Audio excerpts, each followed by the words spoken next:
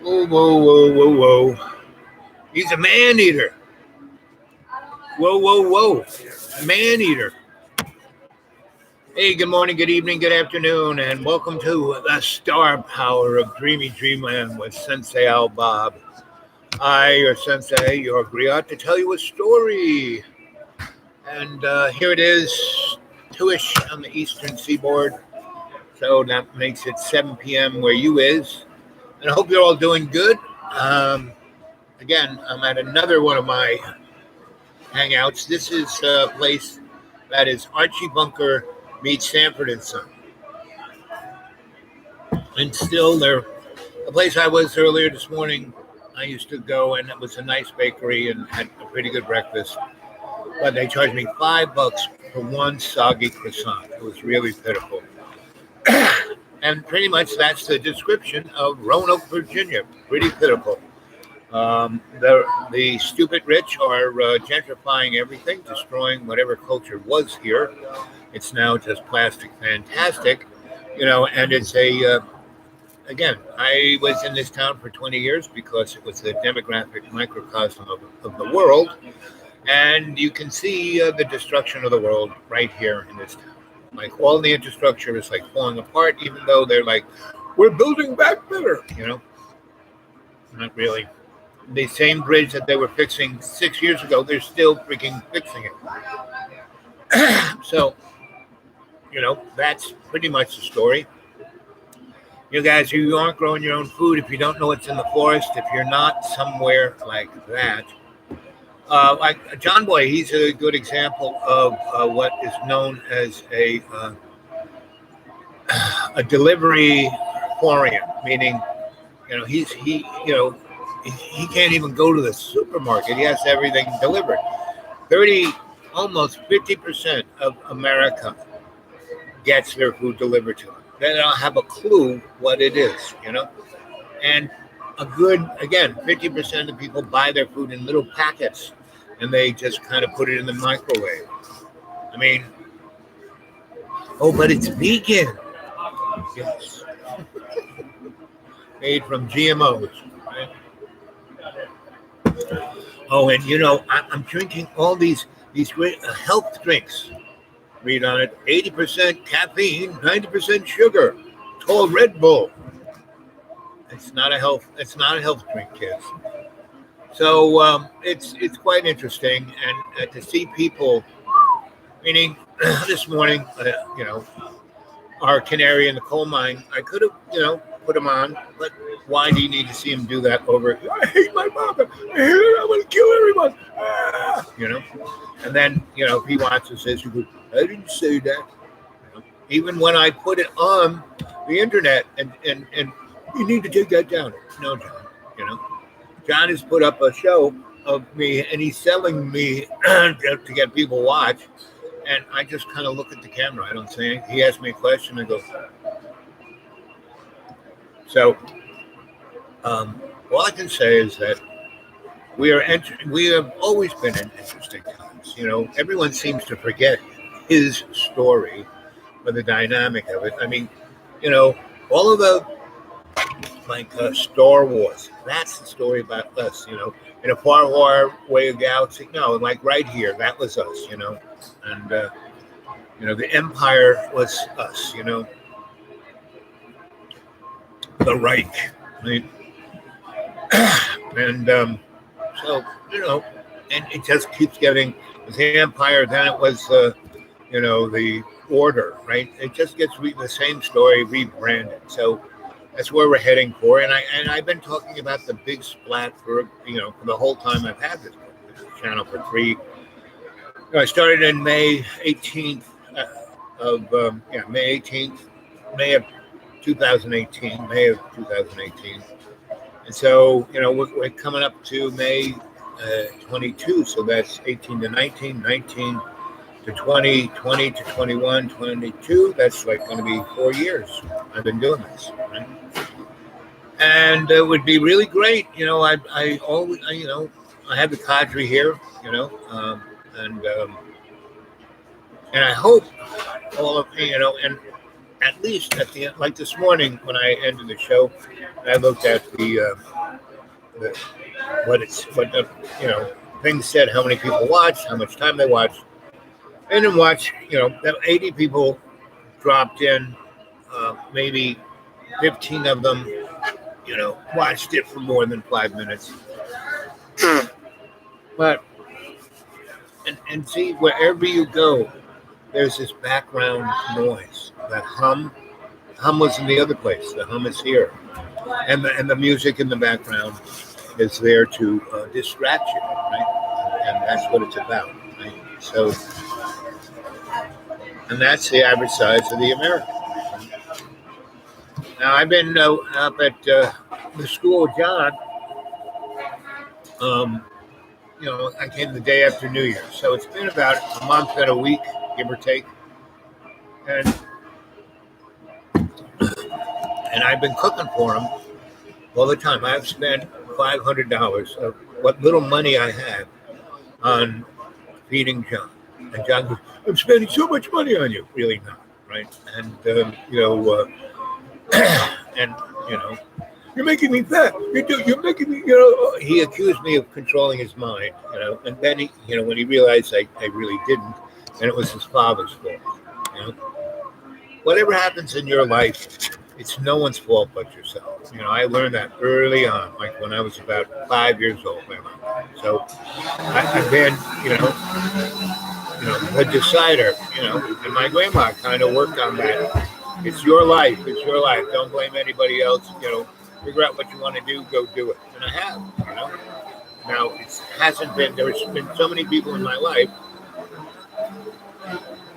who were my mentors and guides, but their ulterior motive, like my godfather, Cardinal Cushing. He wanted me to be a rocket scientist for the Vatican. It didn't quite work out. I became a rocket scientist, but not for the Vatican. I became a rocket scientist for God, right?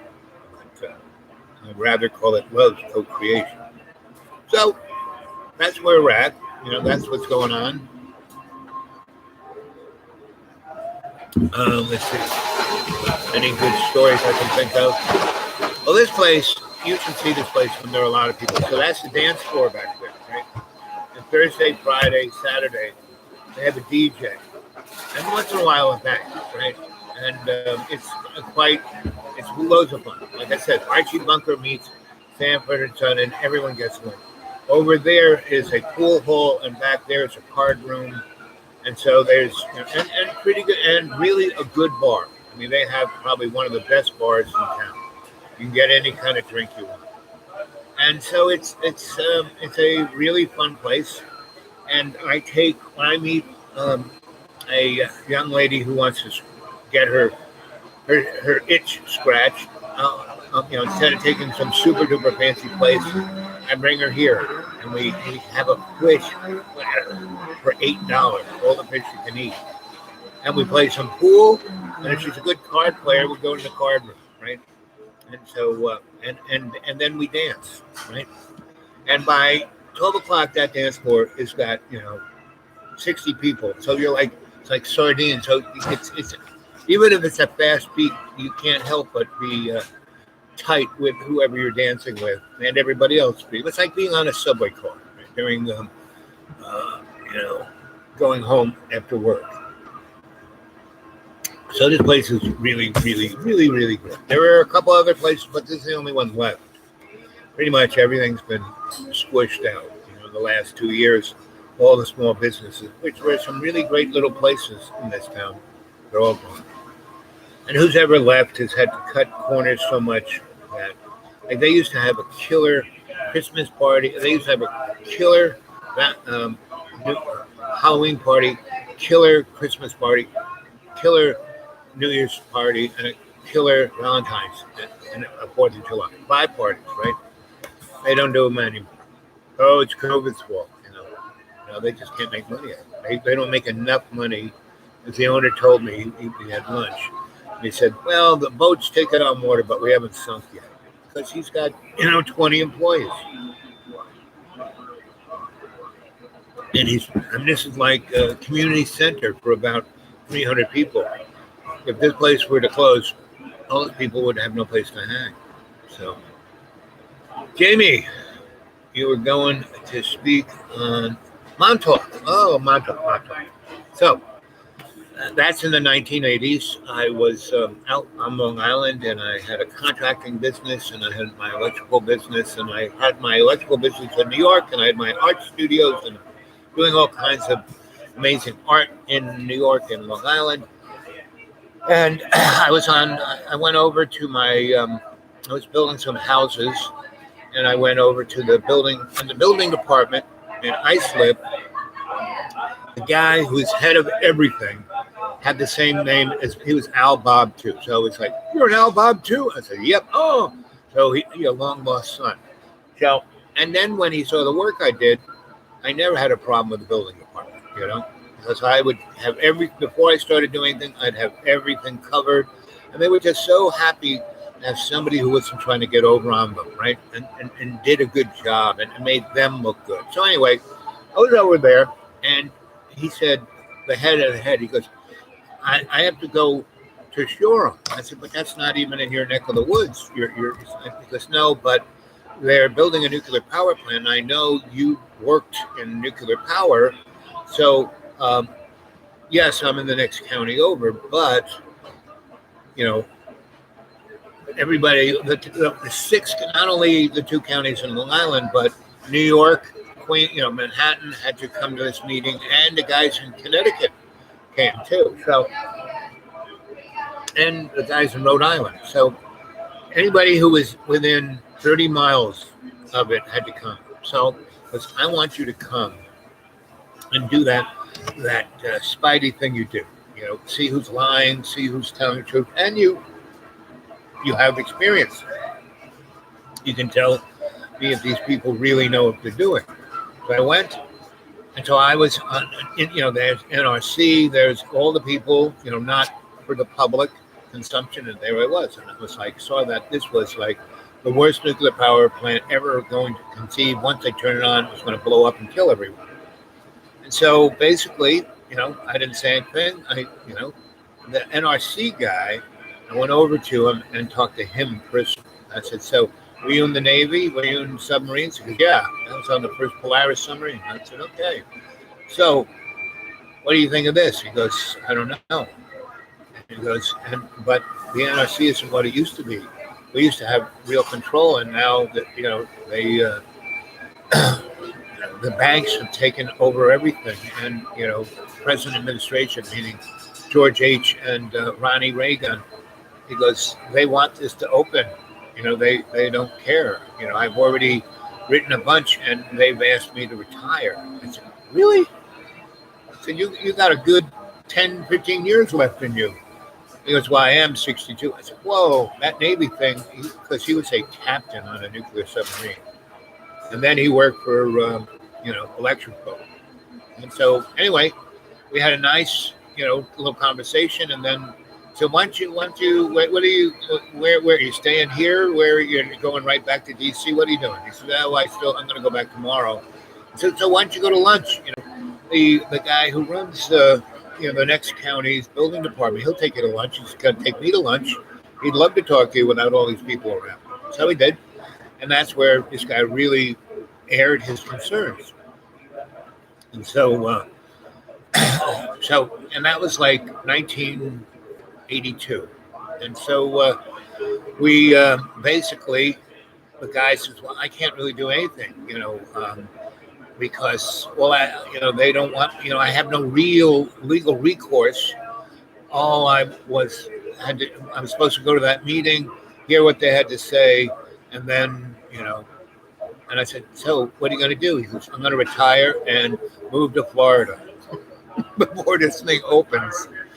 Because he had no, he was in the next county over. He wasn't even in the building department. And they had totally bought out Suffolk County Building Department. And they built a new, Long Island Mining Company built a new high school for Shoreham City and Shoreham municipal area. They paid everyone's property taxes for 10 years and gave them free electricity. So everyone thought that nuclear power plant was the best thing since sliced bread. And so I was thinking about, because I had all of this, I was investing time and money into building a little empire there because I was right in the right place. I knew it was going to bounce back and everything was going to be worth a zillion times more than what I paid for it. My dad paid for it.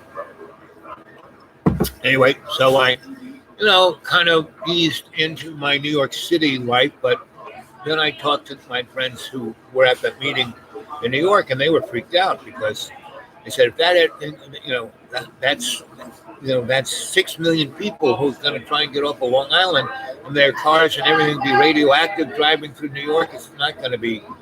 I said, yep, not going to be pretty. So I heard through the grapevine that there was going to be an organizing meeting of the people who are against the nuclear power plant, and it was going to be in Connecticut, right, at this thing called the Shad Alliance. So what the fuck is the Shad Alliance? So I went to that meeting, and it was like all kinds of what I call the usual suspects, people who are, this progressive, socialist, blah blah blah blah blah, and they knew nothing about nuclear power. They just wanted to talk about what they wanted to talk about. $15 an hour, blah blah blah blah blah blah blah.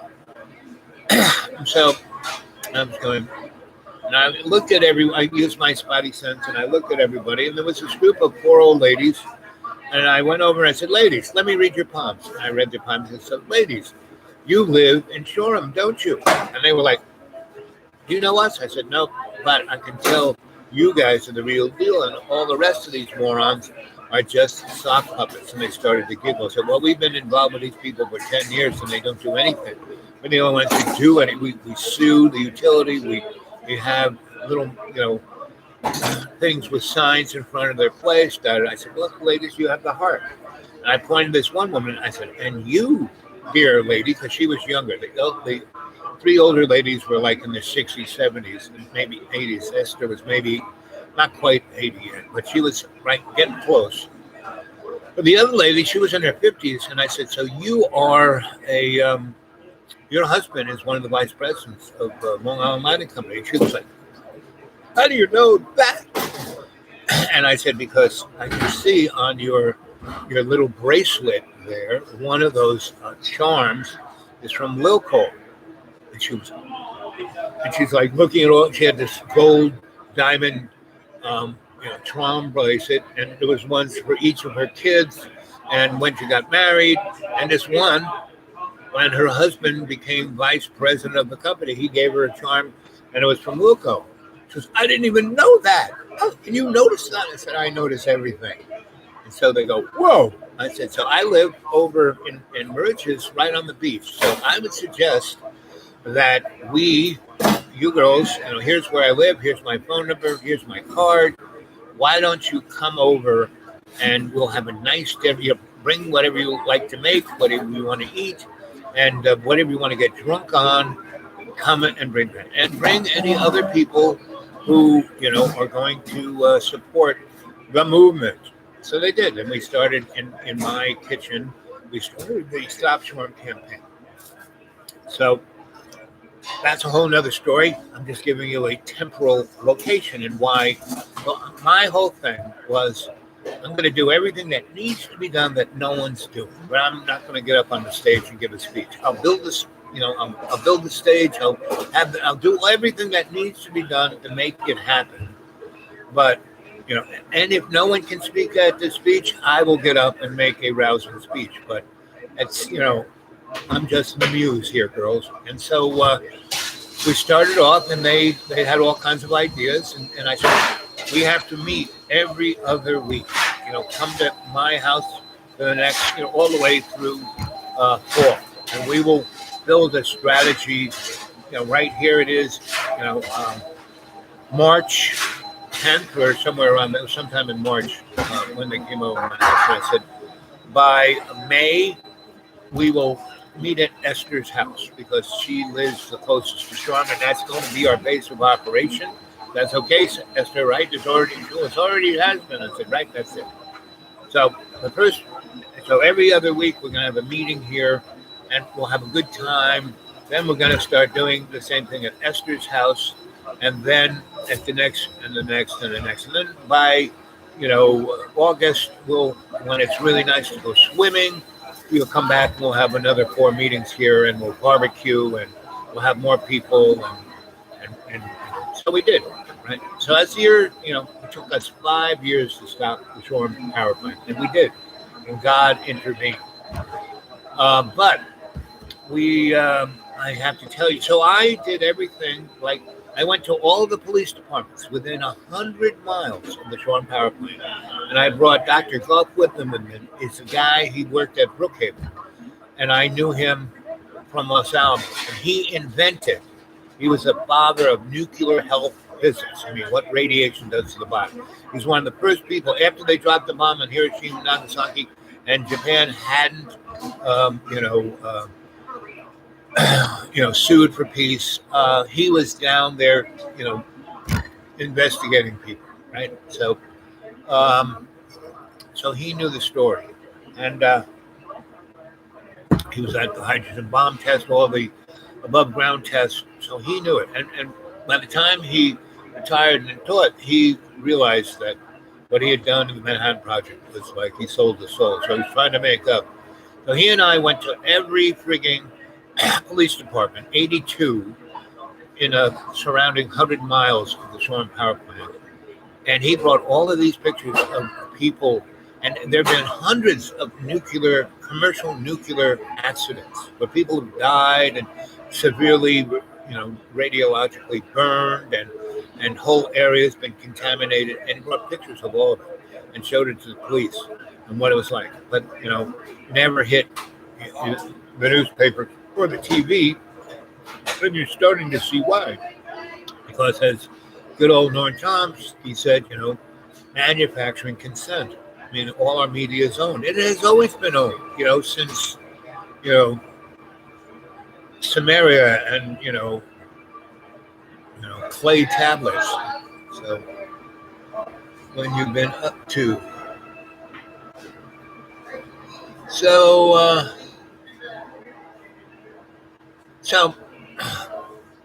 I did all the things. Like, I started a thing called Long Island Life Community, Wilco, right? And I said, we have to show the people, because this plant was right on the corner of Nikola Tesla Avenue and, County Road 25A. And the plant was built right on the footprint of Tesla's Wardenclyffe, where he commercially demonstrated free electricity and transmitted through the air, right, in 1893, right? So they're building the obsolete, most dangerous nuclear power plant right on Tesla's. It really, really smacked me in the face, really pissed me off. And everything they were doing, Ronald Reagan just signed, we won 8 different court battles that we took to the Supreme Court and won. And our lawyer was this woman, Marge Harrison, who was a college dropout. And she won against, super $1 million lawyers at the Supreme Court, right? We won every battle. Well, we were going to, because Ronald Reagan just signed executive order to keep the plant going. And these guys just made it worse and worse. And the guys working on it, they got so upset. This one guy who took the x-rays of all the welding joints, he basically lied, meaning he took an x-ray of a perfect weld, and then just for all the other 3,000 x-rays he's supposed to have, he used that same x-ray over and over, turned it around, turned it upside down, and he would just put different names and made different x-rays. And he got 20 grand per x-ray to lie, cheat, and steal, right? So 100,000 times 12, that was a lot of money for a union worker, a steel fitter. And so he gave us all those copies of all those x-rays and all of the documents showing that Wilco lied. And I went to a big way of us winning every legal. We just would, in front of the judge, we just pull these things out and they would go. And then they, rule in our favor. And Ronald Reagan would just sign executive order. So I was doing everything I could think of. So we started our Long Island Life community right on the edge, on Valentine's Day. It was snowing, sleeting, and there was me and four of my cohorts out there freezing. I didn't really prepare. We just had garbage bags. I got a couple pictures of it. Garbage bags that we threw over our heads to keep us from the sleet. And we were out there I said, we're going to be out in front of this plant 24/7, 365 for however long it takes, and I would do my little shamanic thing, right? And so we're there the first day, it's sleeting, our feet are like freezing in the slush, and this limousine stops, right? Window goes down. Guy goes, what are you guys doing out? What's this Wilco thing and what's going on? And we had our wrap down, and we tell them the 411 of what the plant is and what it's going to do. Because I just moved here. I only live 20 miles. I live in Oldfield, I live in this beautiful old house, and my boat's right on the. And I said, and you're 6 miles from the plume. As soon as that thing blows up, you'll be dead. You ain't got nothing to worry about. And he was like, what can I do? And I said, well, you got this nice limo. You must have some cash, And I said, there's a piece of property right on the corner there that's for sale. You could go buy that and put a wedding tent on it so we don't have to sit in front of this. And he goes, I'll be back. And that's exactly what he frigging did. I mean, that day, he bought that property and had a wedding tent stuck there and had a truck come up with 10 Lazy Boy recliners and a little generator and electric lights. And that man was Billy Joel. And he would stop by and play. He goes, whatever Friday when I am not on tour or doing something, I'm going to come down here and play. So I advertised, to all the colleges, Billy Joel will play Friday. That was, and he did, like maybe 5 times a year. And some other time when we had big events, he would be there. And he'd give us cash. He was one of our best guardian angels. And by doing that, we made our Long Island Life community. And every weekend we had lectures and we had teach-ins and we had parties and music and tons of people, and we had a place to stay warm and dry. And that was one of we made a Long Island Life community. So I still did all these other kind of I got all these people who really wanted to do something to stop the man. So I said, okay, good. This is what we're going to do. We're going to go to New York City, and we're going to go to where they tow the illegally parked cars. And after 2 months, if you don't get your car, they sell it. And they have like a used car lot there that you can buy a pretty, a drivable car for $200, and you can just cash, and they give you a little cardboard license plate that you can legally drive the car for a month. And then you got to tag it, blah, blah, blah, right? So we would go there, buy 10 of these cars for, $100, and we would fill them. If that place says, you got any tires? And we'd fill the trunks in the back of the car up with tires, and we'd have a bunch of cans with kerosene, and we would drive, and to get the 6 million people off of Long Island, there was a Long Island Expressway, Southern State, Northern State. That was it. Those were the only 3 highways, right? And each was 2 lanes, right? So that was 6 lanes to get 6 million people off in less than 5 hours, right? So what we would do is we would, get our cars, and we would drive, on each of those highways, and we'd have some cars coming this way and some cars coming that way. And when they would come close to, we'd have a landmark where we'd slow down. We'd say, okay, meet there at 220. And we would slow down, slow down, slow down, slow down, slow down, slow down. And we get to where we were blocking off, and we'd have 4 cars. So there'd be 2 cars in the 2 lanes, and then 2 cars on either side. So people would have to either go on the medium or go up in the woods to get by. Then we would splash kerosene on the cars, and we'd have people standing back 20 feet, and we would have no more than 25 cents worth of gas in the gas tank, and we'd open up the cap, and we would set the tires on fire inside the car, and we'd have cars in front of the cars that slowed down. We'd all get in, drive away, and we would do that across all of those highways um, within 5 minutes, right? And we would have orange cones, so we'd slow down, and guys would get out, put some orange cones down, and then drive 100 yards in front of it, and we put like caution tape through the orange cones, so people. I mean, you'd have to be really stupid to go past that. Then we, within 2 minutes of putting the orange cones down and the traffic backing up behind us, we would set the cars on fire and drive away in other cars. And we did that in 5 years. We did that maybe 12 times. And we told all the police that we were going to do that, right? We'd tell them exactly when we were going to do it and what time we were going to do it. And but by that time, the police were on our side because we showed them that if that plant blows up, they're going to be the first to die.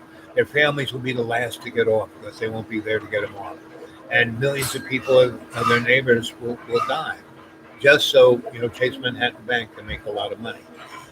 And they won't be held responsible because of the Price-Anderson Act. Price-Anderson Act guarantees the utility company and its investors, for every dime invested, they make $16. And if there's an accident of any type, they are not physically held responsible. And the same law that manifested the Price-Anderson Act is the same one that does not hold the manufacturers of the warp speed liable for anything. So what else I wanted to prove was that this plant was not needed. That if they would just spend 1/10 of the money that they were spending on this plant and made the utility grid in Long Island efficient, and spend a little money on. By that time, LED light bulbs, they did. Someone made one and showed, hey, let's do this. It took another 20 years before they started. Get rid of the incandescent light bulb. Let's go with this. And so, and the same thing with the best way to store current. You can buy really cheap current if it's made from hydro, and you can either store it by pumping water up to a height and then letting it down when it's same with there are a lot of ways to store power, and so that's what I was trying to get municipalities, state governments, and federal governments, and I was trying to show that that area didn't need that electricity. They had overabundance, right? So I got the New York State power grid, power consumption, right? And I was looking at all of the, and all of the little towns in Long Island were using hardly nothing. But Montauk, at certain times, Montauk was using twice the amount of electricity of New York City. It's like, say what? And so I drove out to, and the guy who was the sheriff of the Montauk neck of the woods, he, Dr. Goff Whitman and I visited him and his crew. I knew him. And I went over there and I had all my data from New York State Public Power Authority. And I said, hey, Bob, Liz, take a look at this. Who's using electricity? Who's using this? I mean, what do you got out here? What gigantic aluminum smelters here? What are you using this electricity for? He goes, well, this is just a little town, The whole Montauk area only has 900 people, But there is this place. It used to be a Nike missile range, and it's been closed forever, but there's some big power lines going into there. We have these big, gigantic, super tower power lines, and they don't go to Montauk. They don't go any place. They go into that place. So I said, yep, that would be yes. So let's go. Let's get in your police car, and you're the sheriff. You've got legal authority to go check things out. So we go, and it's kind of right. There's the ocean. I mean, it'd be great for a hotel. and it's a mile or two, big, storm link fence and barbed wire on the top, and behind it, like 20 feet, circle razor wire. And that's like maybe put there 10 years ago, whereas the fence is from the early 50s when the Nike Zuzus were anti-aircraft, Russian bombers. And so we kind of, drove up one thing, turned around and came back. And where the gate was, I said, let's check the gate out. And so they had a chain around it with a padlock, and you could push the thing, open where you could kind of get in it, but he was kind of chunky. So he had a big, gigantic, what is known as a cow catcher, big bumper, big pieces of steel. And so I said, you know what? This is what we're going to do. I'm going to, I can fit through this, and you bring your car up. And I bet you when I pull the fence apart, those two little upstarts will line right up with each edge of the fence, and you just slowly move forward until this rusty lock breaks. Exactly what we did. I got through there and go, oh, come on, okay, oh, right, good, okay. All right, slow, pop, gate flies open, get in the car, we drive down, and there was this gigantic, parabolic antenna, right? And a horn. That is the thing that brings the microwaves up to the antenna that shoot out, bounce off, and come back. The horn was as big as a car. And most radar horns are about that big, But this thing, meaning the waveform that was being pushed through this thing, was a scalar wave, meaning ELF, extreme low frequency. Like a big wave, but very powerful. And it had coils around it to build a containment vessel around the waveguide, right? And so this is pretty sophisticated. So we looked at that, and the building the thing was on, we went in there, and everything that was metal was turned inside out, like molecular. And so there was this big metal staircase that was like inside out. You couldn't really go up it. But on the other side, there were concrete steps going up there, right? And it was a controlled environment where the waveguide, the horn, started. And there was this gigantic crystal. And gigantic crystal, I mean like 20 feet by 5 feet, and it was a Makaba, right? And it had parallel ports. This is before anyone knew what a port was. And anyway, so I did. I've been in national laboratories, and this was stuff I had seen, at Los Alamos and Diaz in the 70s, but not as exotic as this. And there were, at each one of the corner nodes of the Makaba, there was a Cray computer. There's 2 left, and there was like 6 other places where you could see computers had been, but were fried, right, and taken away. And the 2 that were there, they were also fried, and their guts, anything that would have held any information was gone. But the box that you could tell it was a Cray computer was still there. The other ones, no, they took everything away. These, it looked like, they wanted to get out of there quick, so they took the guts out and left the box. So you could see that there was these 12 Cray computers, the biggest computers known to man at that time, were hooked up to this crystal, a Makaba, that was feeding a wave into this horn that was as big as a car and had a very sophisticated magnetic dynamic front, right? So we went back outside and we saw where the antenna was being pointed, and it was not like up into the sky. It was pointed into this concrete block where there was a kind of opening, right? And so we got in his car and we drove over that. There were no doors, but you could see that this thing went underground. So we got in the car, went slow. There was a road next to it. We went about a mile or so down that road and came to this kind of little blockhouse. And we went in there, and um,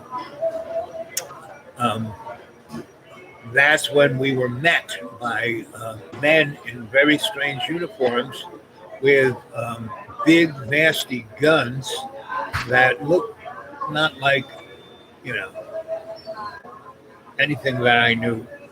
It wasn't an M16, it wasn't a AK-47, it wasn't maybe even a gun that shot bullets. It looked more like a particle accelerator or maybe even a magnetic resonant device. Anyway, they said, stop. Now, I'm with the sheriff who's, legally responsible for everything. And he goes, hey, guys, put it down. I'm the sheriff of this county. And they kind of look at him. Anyway, so they said, okay, turn around, walk out. By the time we get up this big inclined plane, this like where you could drive a truck down. But it was pretty steep. It wasn't like this, it was more like that, right? So we walk back up it, and when we get up there, it's a limousine and a guy in a suit, right? And the guy knew my name, right? And he said, oh, Al Bob, you get around, don't you? And I said, yeah. What are you guys doing here? Time travel? He goes, that's enough.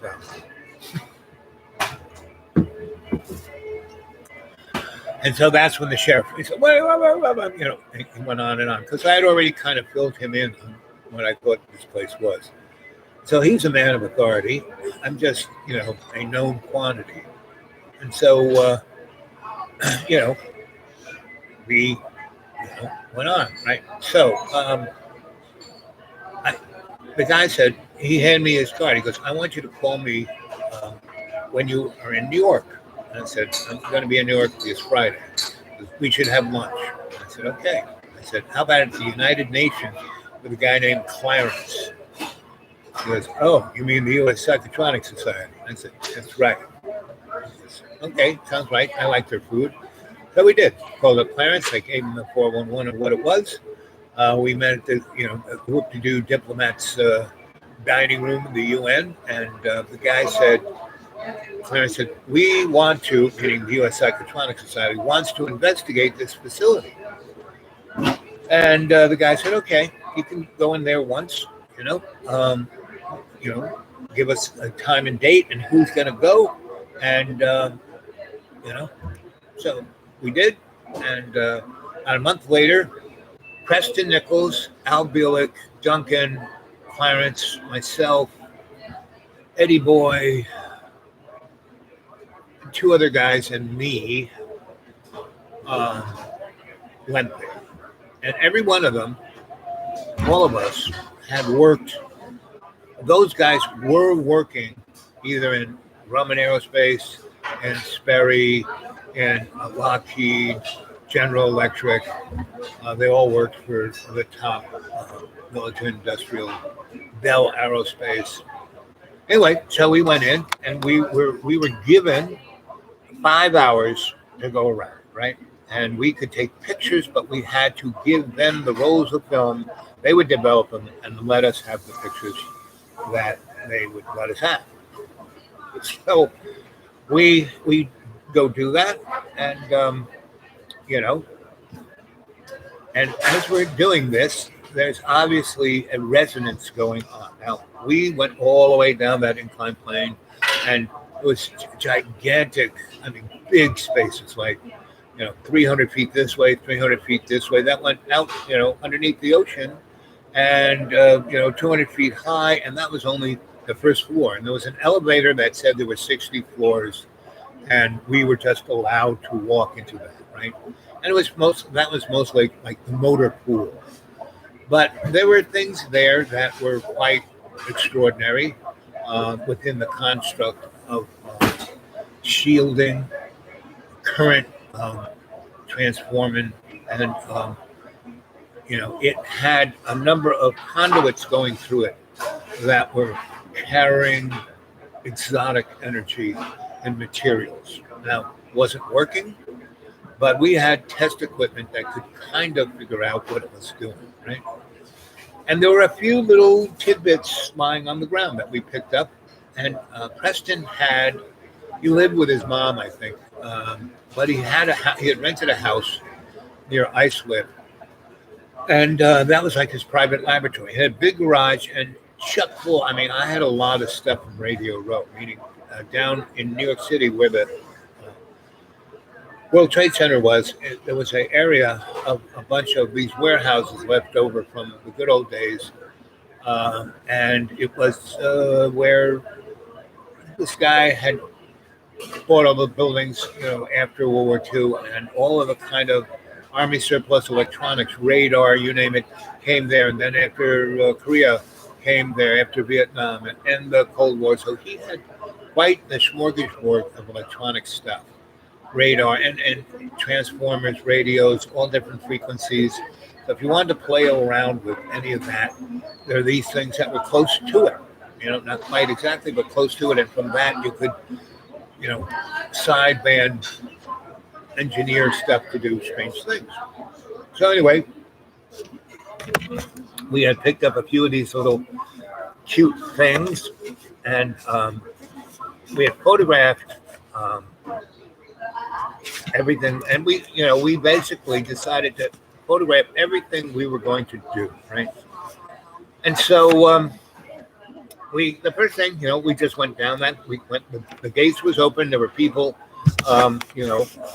in the strange uniforms at the gates. We drove right to that place, went down that incline plane, and just tried to take things apart, right? We went up to that, on those concrete steps, to the thing where the big dish was and the horns were and all the Cray computers were. We photographed every square inch of everything, right? And we still had another 2 hours. And so there was this between this horn and this concrete thing where the obvious energy was going down, there was like a forest, right? So we decided to go check out the forest. And what we found was in that forest, there were dimensional ley lines, I guess you put it. And so when we would walk through them, so I had my spidey sense. The other Eddie Boy was a real quote unquote psychic, because the U.S. Psychotronic Society was that. It was like ladies and muumuus and rocket scientists. And we were trying to make the stuff I did in Duke in 68 and 69, where they were making super soldiers. And I made them all these paranormal devices to, orgone accumulators, scalar accumulators, things based on Tesla, Wilhelm Reich, and the mystery schools, Madame Blavatsky, the Thule Society, and the other mystic societies. So over at Preston's laboratory, we had all this kind of stuff, and when we were in the woods, we went through a number of these paranormal, like dimensional doors, and one of them we went through, and it was the land of the Wookiee, the land of Bigfoot, the land of those guys, right? And that's when I realized that Bigfoot was a dimensional character. That's why no one ever captures him or shoots him or takes a good picture of him, because he just is gone, right? And so we went through that, and we saw a couple of these guys, and we were just in the meeting. We weren't in their land. We went through the medium of the doorway. It was like walking through mineral oil, And so we went through that, took a look at it. We couldn't get to where they were, but they were like looking at us. We were looking at them. We couldn't take a picture of it. And we turned around because we weren't feeling good down there, right? And so when we came out and we went up that big incline plane out to and that was the other interesting thing. When we went through we were in the forest, And when we went, oh, look, we're going through something. This is a doorway. Oh, wow, why is it so small? And then we saw them, and they were like, that's a door, a door too far for us. And so we turned around and went back, and instead of being in the forest, we walked out of the mineral oil back down there. And so it's like, whoa. And so we walked back up, we went to our car, and then one of their vehicles said, okay, your time's almost up. Give us the film, you can go. So we did. We gave them the film. And, Eddie Boy tried to be sneaky, and they knew everything, right? It's like they had everyone's head wired, right? So,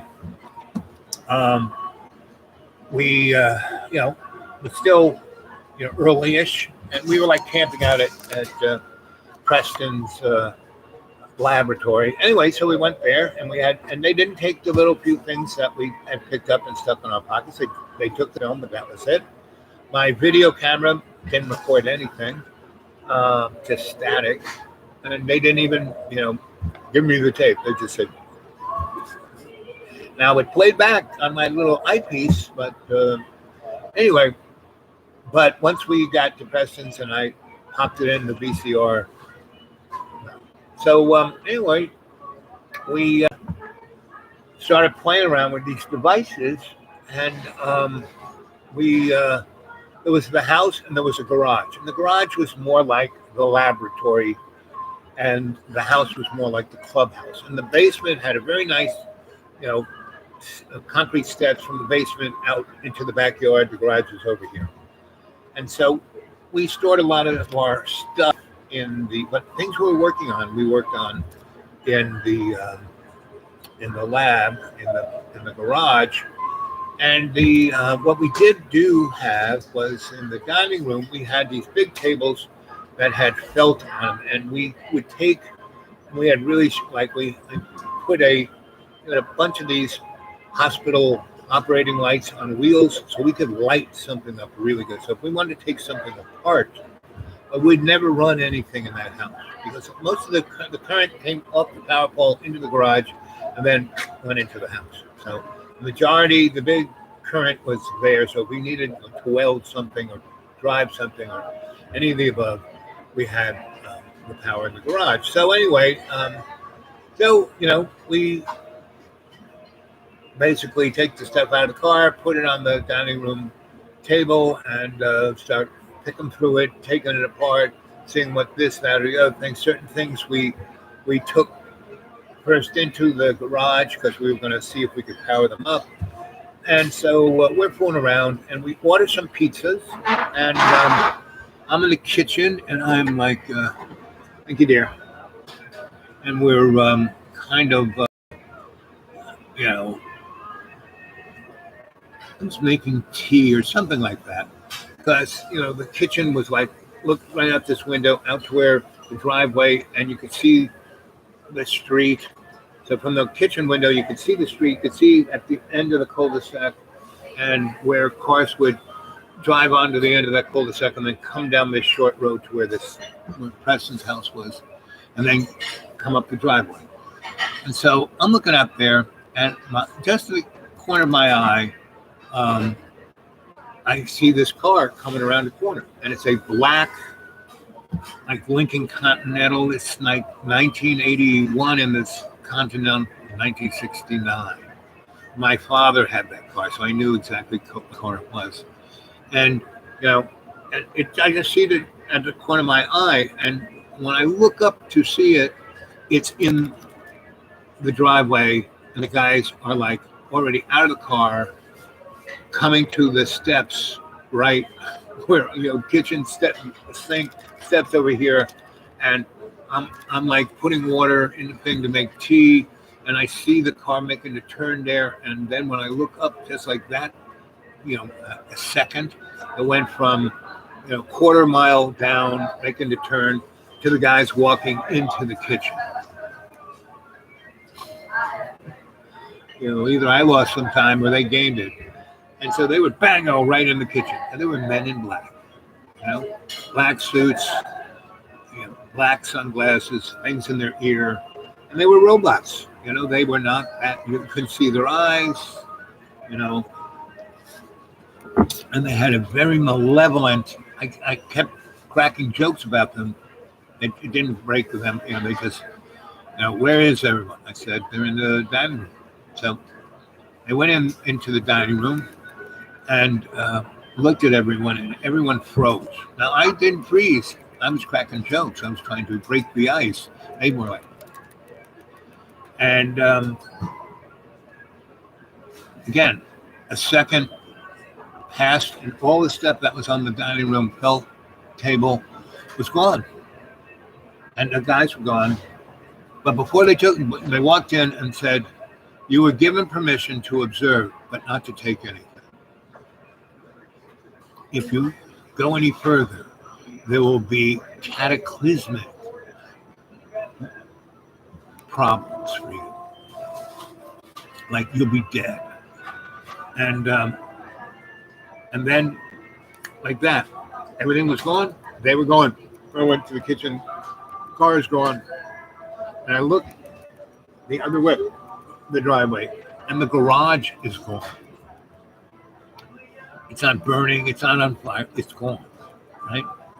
And the ground that the garage was on was green glass, meaning it was hit with such energy, nuclear energy of a neutron kind of weapon, that the only thing, the ground itself was, the sand that was in the dirt was turned to glass, right?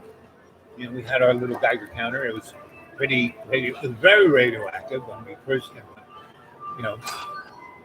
Eddie Boy picked up his, a Geiger counter, went out there, like within 3 minutes of those guys saying that and being gone, and then looking, and the garage was gone, which is where we had the bigger pieces that we thought we could hook up and energize and see what they did. Everything was gone. Everything, right? And that's when those guys, Eddie Boy, Duncan, and I, when the rest of those guys were like, and they were in shock. Right? Now, I would suggest you go get Preston Nichols' book, The Montauk Project, and then fit those two together.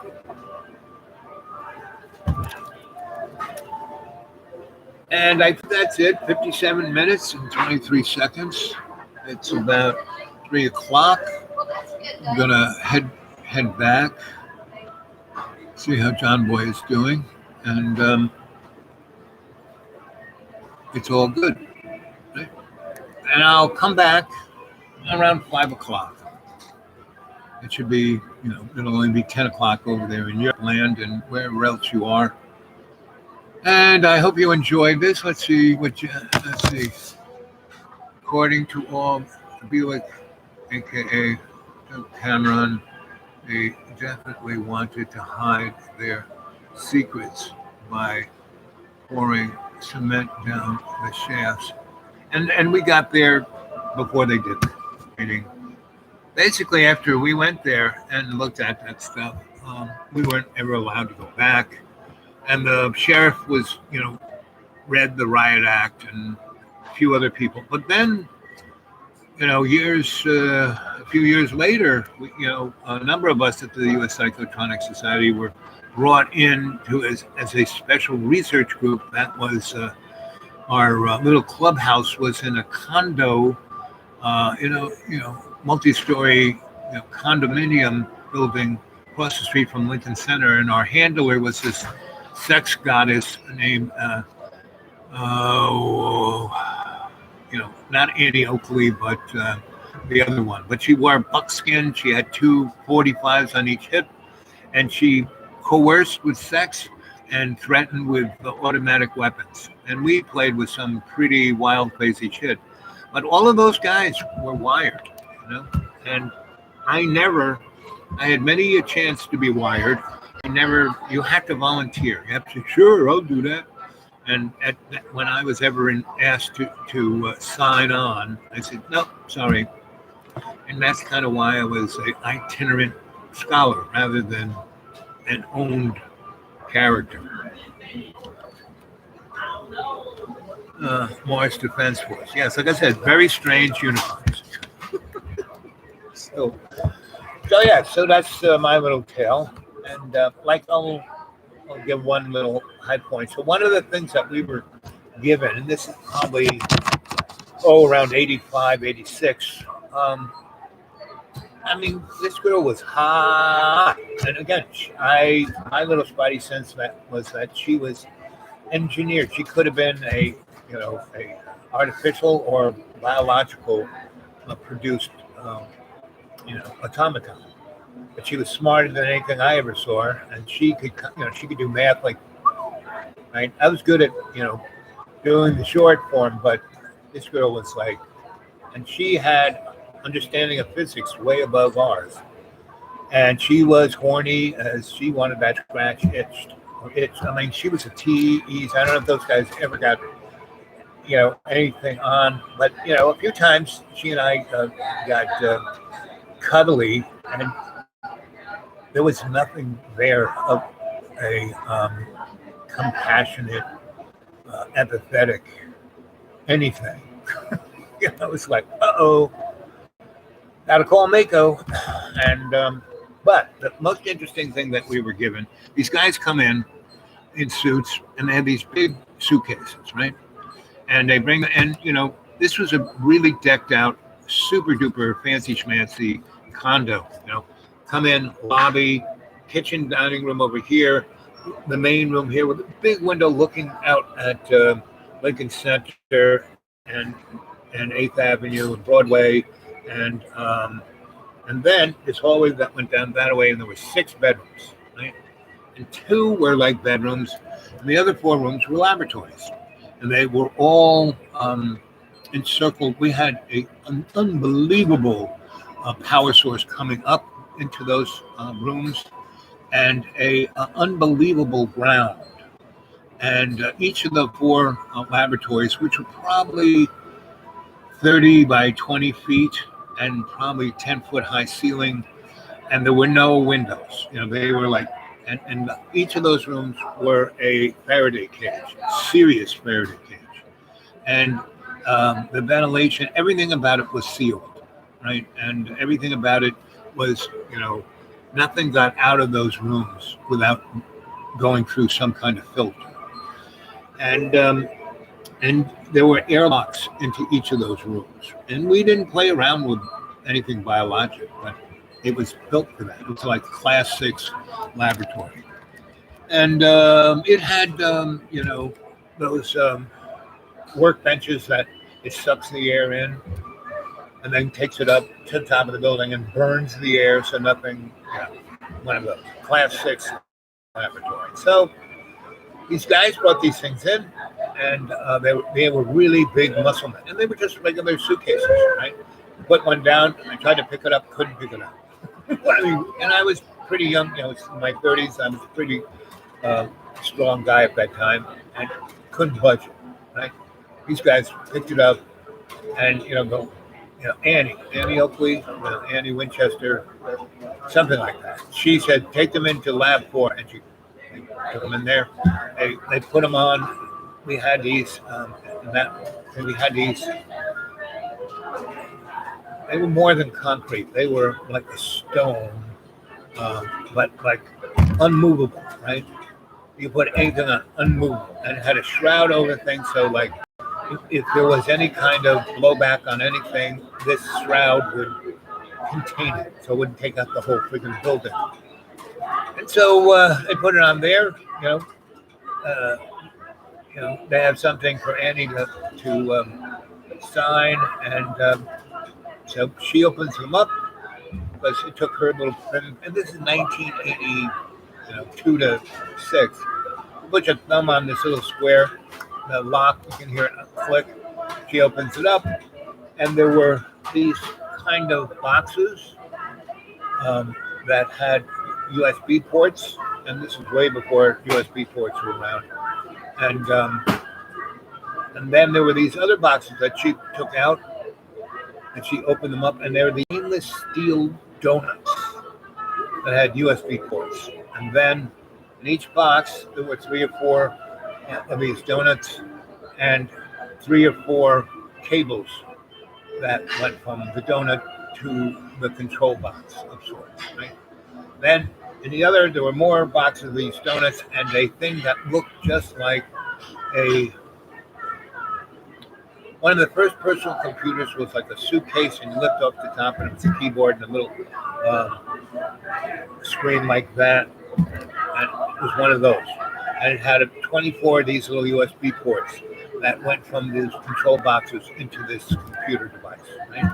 And you could keyboard it, and it talked to you, right? And there was no place to plug it in. It was getting its juice from someplace else.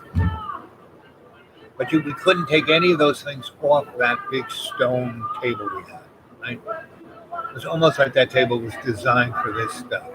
Anyway, we played around with. We didn't play around with it because I looked at these things and I said, you know what these things look like? Because at Los Alamos, I saw a tokamak, which was like the electromagnetic confinement who tried to make fusion, right? I said, these look like tokamaks. And the tokamaks that were at Los Alamos, had gauss of like 8 billion Teslas, and these things were like about this big, or a little, like about a donut size. And so I said, if these things are half as powerful as that other thing, they will be so strong that it will rip the iron out of our blood. So we have to figure and take before we energize, before we do anything of this, we have to, right? And so, plus all these cables and all these control boxes, let us try and turn these computers on and see what information the computer will tell us, right? So the Eddie boy was our computer boy. He was definitely a code guy. Anyway, so he kind of got it to turn on, got it to talk, and then it started to talk to us like, what do you want to know? Again, between 82 and 86. And so we spent a good deal of time figuring it out before we even plugged it in. Because, a lot of those guys, Billick wanted to just turn it on, see what happens. It's like, so how did the Philadelphia experiment go with that? You'd think that guy would have a little more common sense. But that's the problem with scientists. They don't. Anyway, so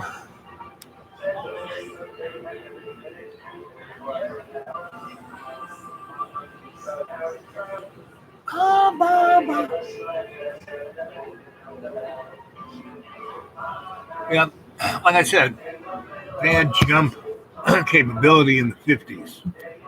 They had been jumping from Earth to the moon, moon to Mars since the 50s, right? And further on.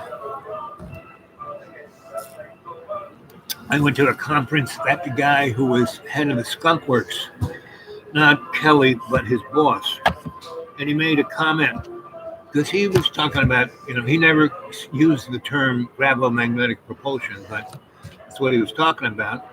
And he said, we have and this was like in the 1980s, we had the power to take E.T. home.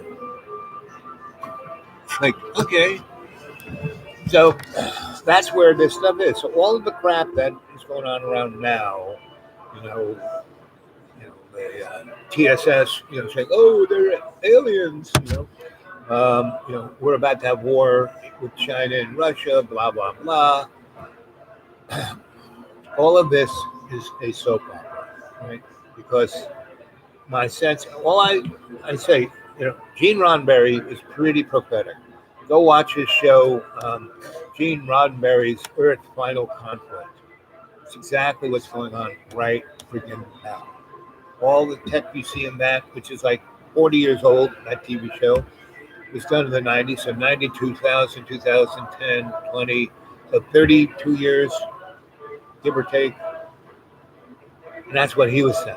Just like, in 1968, he showed the flip thing, 66 or 68. So that's what you guys have to realize is that And I gave a similar speech at the UN back in after all of this happened, like around '86, right? And that's kind of when all of my access to things was not taken away, just they don't call me anymore. No, they still get to do this. They still get to talk to some people. I know at a certain point they will want their Al Bab to help them out, and I'm all ready for that. But they have to be ready to be honest with all of us, all of our relations. They have to stop because the only way it doesn't matter who runs this show. I couldn't care less, but it's how the show is run that matters. You know, getting in the way of humanity's ability to ascend to their best, to do their best. You know, constantly forcing people to do their worst, to act like And that's why John is important because he is a demonstration model of the canary in the coal mine. Just so like this morning, he was whoa, and I could have put him on. Well, I'm not going to do that. But the way I had to deal with it was say the Our Father, which is how I'm going to end the show tonight. I said, John, you have to put God's love into your heart. If you want to get anything done in your life, you have to do that and say, Our Father who art in heaven, hallowed be thy name, thy kingdom come, thy will be done on earth as in heaven. Give us this day our daily bread, and forgive us our trespasses. As we forgive those who trespass against us, and lead us not into temptation, but deliver us from evil. And the evil is our own ego. It's not something outside of. It's not something we can blame. It's us. Because we got this line here, this angelic, beautiful side, and this reptile side, right? And the reptile side ain't bad. You just have to bring the best out of the reptile side. That's all. Not let it go into the muck. So I love you guys. You stay well. I'll see you a little later. It's about 3 o'clock. Yeah, oh, look at that. It's 3:13. And it's 11:11:11. So that's where I say I love you. I'll talk to you later around 6, 5 to 6, depending on. Okie doke. Catch you later.